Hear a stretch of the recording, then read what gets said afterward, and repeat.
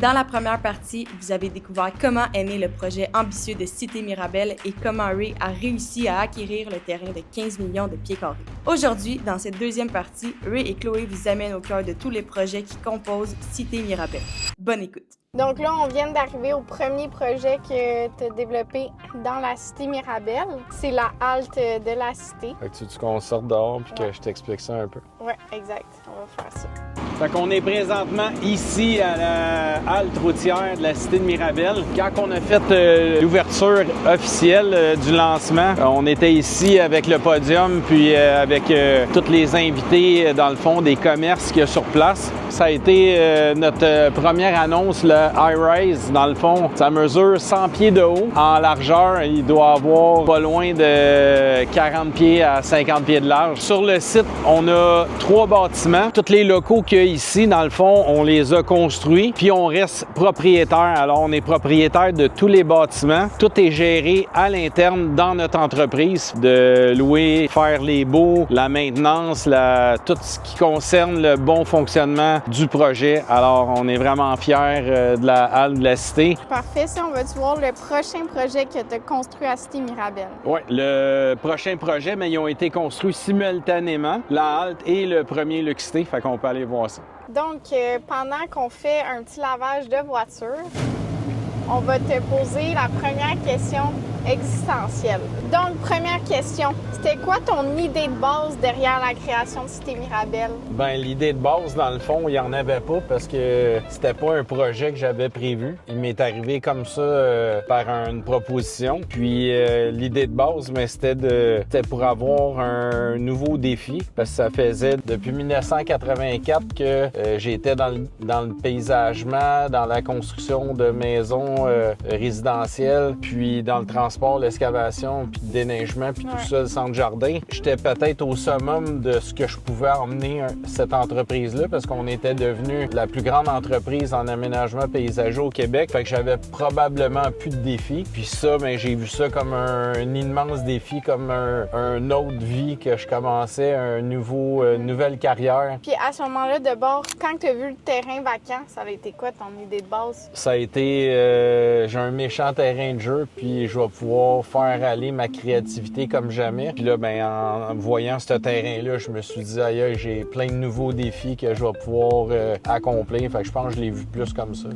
Fait qu'on est présentement ici où ce que le projet Luxité, puis c'est le premier bâtiment résidentiel qui a été construit dans la Cité de Mirabel, dont le premier bâtiment qui est là, qu'on a donné un condo à l'émission Occupation Double. Le projet il a été livré en 2014. Au départ, je l'ai débuté avec des partenaires parce que comme la banque, c'était difficile, il fallait avoir des stratégies pour avoir du financement. Le projet, je l'ai fait avec 2 autres partenaires. Puis, dans le milieu du projet, ils m'ont racheté puis ont terminé le projet tout seuls, les 2 ensemble. Puis au total, ça fait 19 bâtiments. Le prochain projet qui a été construit, ça a été un des projets, dans le fond, Mirabel urbain. Puis ça, c'est des terrains qu'on a vendus au groupe Mathieu. Alors, c'est les maisons de ville qu'on retrouve dans la Cité de Mirabel, qui sont maintenant terminées. Puis eux, ils ont commencé aux alentours de 2015. Puis nous, on a fait le projet aussi M3 condo locatif. Alors, on peut aller voir ça. Et ça lave bien. Ça, c'est drôle, je l'ai dans la vidéo. Shit. Deuxième question existentielle. Qu'est-ce qui te motive aujourd'hui après tous ces accomplissements? Ce qui me motive le plus, c'est justement d'avoir gardé autant de bâtiments puis de prendre soin des locataires pour que ça crée une belle synergie dans le projet. C'est l'équipe, toute notre équipe travaille depuis le début sur le projet. L'équipe de publicité, marketing qui s'occupe de tous nos réseaux sociaux, qui nous fait rayonner partout à travers le Québec. Puis aussi, c'est une fierté d'avoir accompli puis bâti tous ces bâtiments-là, d'avoir réussi à accomplir un des plus grands projets immobiliers du Québec et surtout le prochain projet qu'on est en train de travailler qui est comme la cerise sur le Sunday, le Moréa Parc aquatique. C'est ça qui me donne le goût à tous les jours de me lever puis de foncer pour réaliser ce projet-là. Alors, c'est ici qu'on voit les 3 premiers bâtiments, qui est des bâtiments en structure de bois, qui est 3 bâtiments de 16 unités. Puis par la suite, on a bâti 4 autres bâtiments, qui est les bâtiments M3 condo locatif. Alors, ça a été les premières bâtisses en condo de location dans la cité de Mirabel. Puis, c'est un beau projet qu'on a vendu à un fonds d'investissement qui s'appelle Skyline. Ça a été une de nos plus grandes transactions de vente dans la cité de Mirabel. Puis, c'est avec cette transaction-là que ça nous a permis, dans le fond, de faire d'autres projets. Alors, les gens avec qui j'étais partenaire dans ce projet-là sont allés faire des projets dans d'autres villes. Puis moi, ça m'a donné du cash flow, du fonds de roulement pour faire mes autres projets qu'on voit ici dans Cité Mirabel. Fait que le prochain projet que tu as construit dans Cité Mirabel, ça avait été quoi? Ça a été les villas Cité Mirabel. Donc, direction villa, on est à notre 3e question existentielle. À quoi ressemble Cité Mirabel dans 10 ans dans ta tête? Ben, dans 10 ans, ça va être un projet, qui va être terminé. Puis, ça va être un endroit où est-ce que les gens vont pouvoir habiter, travailler, socialiser, avoir des activités, avoir du service, dans le fond, de santé. Il va avoir de l'éducation parce que déjà, il y a 2 belles écoles primaires, puis ils veulent même probablement en faire une 3e, puis faire aussi un secondaire. Puis, il y a des annonces qui se parlent de centres sportifs,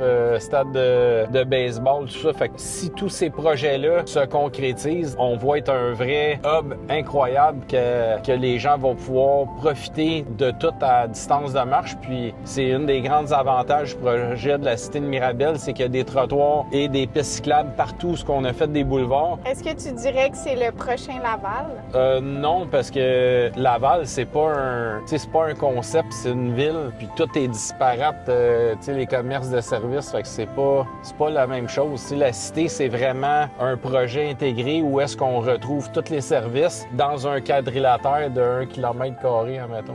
Donc, on est au villa. Alors, en octobre 2016, on a démarré le projet Les Villas Cité Mirabel. Puis c'est 239 villas jumelées. Durant la pandémie, j'ai vendu la balance des terrains qui restaient au groupe Voyer. C'était un de nos projets dans la Cité Mirabel. Donc, il y a un moment donné que vous étiez vraiment occupé parce que vous faisiez la construction de beaucoup de projets en même temps. Donc, par exemple, les bâtiments commerciaux sur la rue de Chaumont. Exact. Ça prenait de la restauration. Alors, on a fait ce projet-là. Puis, ça prenait aussi le service de santé. Fait qu'on va vous montrer les projets qu'on a montés pour répondre aux besoins des gens qui venaient habiter dans la cité de Mirabel. 4e question existentielle. Selon toi, qu'est-ce qui fait que les gens choisissent de venir habiter ici? Bien, les gens, pour habiter ici, qu'est-ce qui font que ça les interpelle? Je crois que c'est le côté rassembleur de tous les commerces qu'il y a dans le secteur. Le parc du domaine vert, qui est un endroit qui est vraiment super pour profiter de la nature. Il y a le golf qui est à distance de marche. On a beaucoup de résidents qui vont jouer au golf à pied. Ils se rendent directement au terrain de golf. Il y a aussi le centre communautaire où on retrouve des terrains de tennis. Moi, personnellement, je trouve vraiment que c'est un endroit entre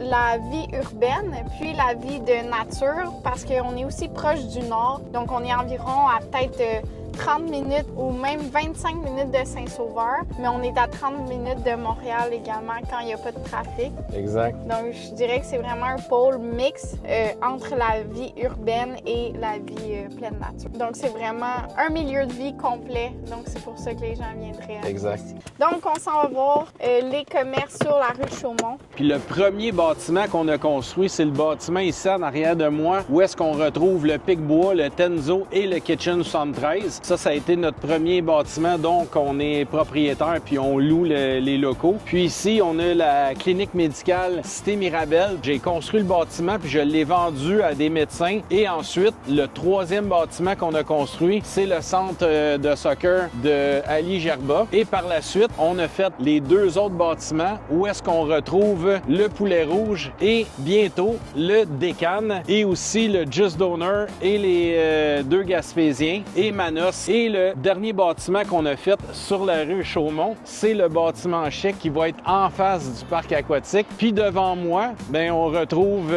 l'immense terrain où est-ce qu'il va avoir le futur parc aquatique, le Moréa. Si vous voulez en savoir plus sur le projet Moréa Parc aquatique, allez voir nos 2 dernières vidéos sur YouTube. Il y a 2 parties et c'est important de regarder les 2. Alors, bon visionnement. Ça a été quoi les prochains projets ou en alternance avec les bâtiments commerciaux ici? Ça a été le Sky Blue 1. Donc, personne de la société croyait au projet. Puis, on est présentement en train de faire la tour numéro 3. 5e question existentielle sur la cité Mirabel. Crois-tu personnellement que la qualité de vie ici est différente? Je te dirais que oui, parce que c'est incroyable de voir le nombre de gens qui se sont mis au sport, au vélo, à la course de jogging, puis d'aller faire leur commission à pied. On voit que les gens prennent soin de eux, puis on a une très belle communauté. Les gens, exemple, ils habitent dans un projet, puis s'ils prennent de l'expansion, mais ils déménagent à même la cité Mirabel dans un autre concept de bâtiment. Alors, les gens sont bien.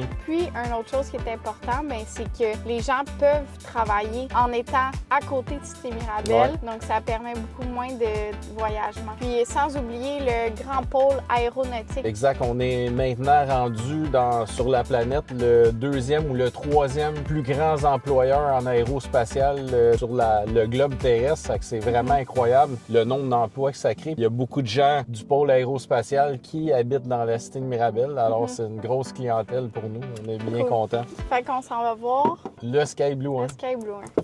On a présentement ici en arrière de moi le premier Sky Blue, qui était aussi la première tour de 15 étages au nord de la rivière des Mille-Îles. Puis le deuxième Sky Blue qu'on voit ici. Puis en ce moment, on voit la grue. On est en train de construire le 3e. Alors pour les sceptiques, il est déjà en construction. Puis on est vraiment fiers d'être déjà rendu à la 3e tour de 15 étages. Alors si vous êtes intéressés, Sky Blue Condo, Cité Mirabel. Alors, le prochain projet, le 7 Sens, qui est notre plus grand projet de la Cité de Mirabel locatif. Alors, on s'en va là maintenant. 6e question existentielle sur la Cité Mirabel. Est-ce que tu as toujours eu la même vision pour la cité? Puis, est-ce que ça a évolué? Ben oui, j'ai toujours eu la même vision parce que chaque terrain était déjà tissé à mon plan de départ avec des projets préétablis, avec des hauteurs préétablies. Même, je pensais de réussir à construire plus vite, mais il y a eu tellement d'obstacles. Il y a eu le problème économique, il y a eu la pandémie, tout ça. Fait que c'est toutes des choses qui ont ralenti le projet, mais on lâche pas, puis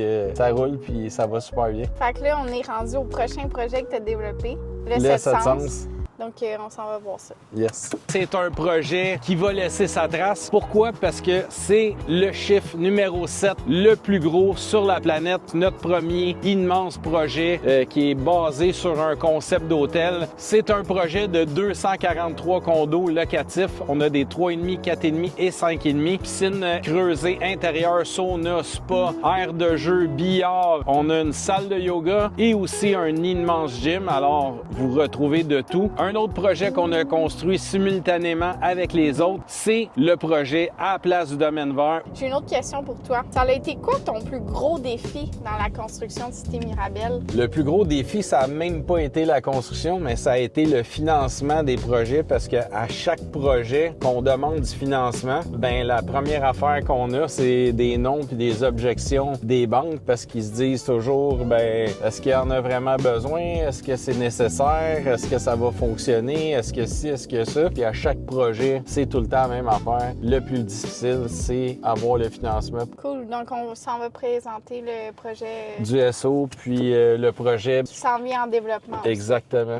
On va voir ça. On est présentement ici au SO. C'est le projet qu'on appelle le projet du domaine vert. On retrouve le dépanneur, le SO, le café dépôt. Ici, en arrière du Lavoto, on va construire un bâtiment au printemps 2026 de 2 étages d'environ 25 000 pieds carrés. Juste ici, à ma gauche, il va y avoir un autre bâtiment de seulement qu'un étage pour des commerces de services de 12 500 pieds carrés. Alors, les gens qui sont intéressés, bien, appelez maintenant maintenant parce qu'on a déjà des réservations et des signatures de bail. Communiquez avec nous, puis on va se faire un plaisir de répondre à toutes vos questions. Il y a une question que je sais qui revient vraiment souvent. Pourquoi est-ce que tu te concentres sur plusieurs types de projets, autant du résidentiel, du commercial à vendre, du locatif, industriel? Pourquoi tu fais une panoplie de projets comme ça? Bien, dans le fond, c'est justement le secret du succès de la Cité de Mirabel, c'est de créer un écosystème. Ça prend des habitations pour tous les portefeuilles, créer un écosystème. C'est pour ça que je fais autant du commercial, exemple des stations de service. Tout le monde dit pourquoi avoir une station de service, mais c'est pas que je veux une station de service, c'est que c'est un besoin essentiel que les gens ont besoin d'avoir. Puis le même principe avec la clinique médicale, mais si je construis pas de clinique médicale, les résidents de la Cité de Mirabel, il n'y aurait pas de clinique puis il n'y aurait pas de soins de santé dans la Cité Mirabel. Donc, ils ne viendraient pas habiter ici. Fait que, exactement. En créant tous les projets qu'on a fait, ça crée un écosystème. Donc, on a eu notre petit matcha.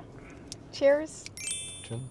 En termes d'investissement, c'est quoi l'avantage de faire cette mixité-là? Bien, il y a aussi des cycles économiques. Exemple, après la pandémie, la vente de condos puis de maisons pour les gens qui achetaient des habitations, mais est tombée presque à zéro. Puis là, ça s'est tout transféré en locatif. Puis c'est là qu'on a commencé la construction du 700 puis de Espace W. Puis là, bien, ça dure environ 5 ans, un cycle. Le marché de la vente va recommencer tranquillement. Puis c'est pour ça que j'ai commencé à faire le Sky Blue 3, parce qu'en ce moment, ça roule pas bien, la vente de condos, mais le jour où ça va recommencer, toi, tu auras de l'inventaire. Exact, on va déjà avoir monté les unités, puis les autres, mais ils vont être en retard de 2-3 ans sur nous, puis nous, on va en avoir plein sur le marché, fait que ça va être tout à notre avantage, exactement. Fait que si on va retrouver au Carrefour 2 bâtiments qui nous appartiennent, je vais vous montrer ça maintenant, on se stationne.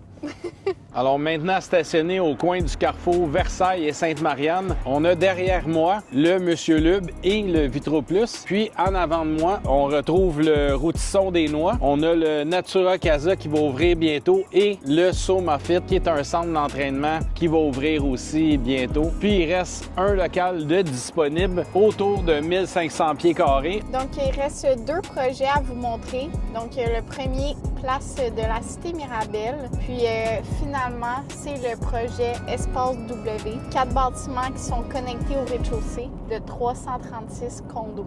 Donc, on s'en va vous montrer ça. Ici, on se retrouve au projet Place Cité Mirabel. C'est un projet que je suis partenaire 50-50 avec le groupe MAC et nous avons vendu une partie du terrain à la famille Thibault pour qu'ils créent une épicerie Métro Plus ici même dans la Cité de Mirabel. On retrouve aussi un projet pour les 55 ans et plus. On est propriétaire du local commercial qui est au rez-de-chaussée du bâtiment locatif de 350 portes. Alors, il va y avoir une pharmacie. Il reste un local de disponible. Alors, ici, dans le projet Place Cité Mirabel, il reste encore 2 immenses bâtiments à construire. Donc, avant-dernière question existentielle sur la Cité Mirabel. Par Cité Mirabel, selon toi, est-ce que ça a influencé d'autres promoteurs ou des municipalités à revoir leur manière de penser l'immobilier? Je te dirais que oui, parce que je suis régulièrement questionné sur des concepts et tout ça. Puis, je me fais souvent poser les questions parce que les gens veulent s'en inspirer parce qu'ils voient à quel point que la cité a bien fonctionné. Surtout l'écosystème, la mixité comme on expliquait tantôt, puis créer une synergie avec la nature. On a gardé sur l'ensemble du site de la Cité de Mirabel 2,8 millions de pieds carrés de terrain qu'on n'a absolument pas touché puis qui est dédié seulement à l'environnement. Puis as-tu un exemple concret que tu as vu que ton impact a vraiment fait changer la perception de la municipalité envers les projets immobiliers que tu construis? C'est sûr, parce que en créant des bâtiments denses puis de haute densité, ça minimise l'étalement urbain. Donc là, on est actuellement devant l'espace W. Tu veux nous expliquer un petit peu c'est quoi? Oui, exact. On va sortir, on va aller voir ça.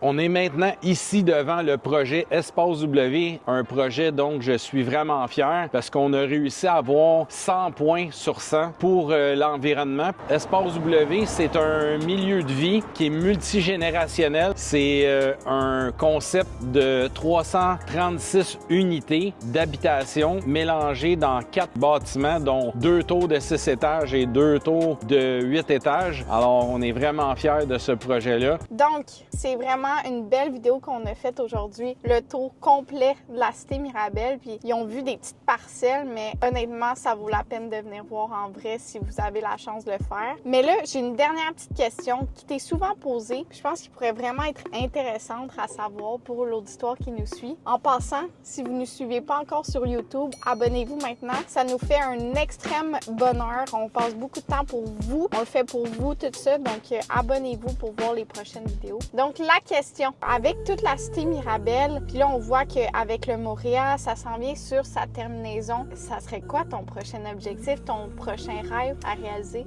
Bien, dans le fond, c'est d'emmener à terme le projet, le Moréa, l'ouverture des 2 phases. Fait que la phase 1, c'est le parc, l'hôtel 1 et le centre de congrès avec toutes les boutiques. Mais on a aussi la phase 2 qui est l'hôtel numéro 2. Puis là, après ça, mais ça va être de faire la gestion de tous ces bâtiments-là, puis de vraiment surfer sur le projet du Moréa. Fait que j'aimerais créer d'autres personnages comme Mo, dans le fond. Parce qu'on s'entend que l'imagination dans ce projet-là va être illimitée. Exactement. Fait que j'aimerais vraiment avoir une marque de commerce qui serait vraiment reconnue sur le Moréa. Fait qu'on pourrait avoir boutique de surf avec les dérivés de toutes les mascottes qu'on va avoir dans le projet. Créer des histoires avec les personnages. Puis j'ai été dans l'événementiel pendant plusieurs années. Puis ça s'appelait? Les productions Ray Jr. Ouais. Si vous en souvenez dans les commentaires, écrivez-nous comment c'était dans ce temps-là. Moi, j'étais même pas née. Non. La fièvre en toi de créer des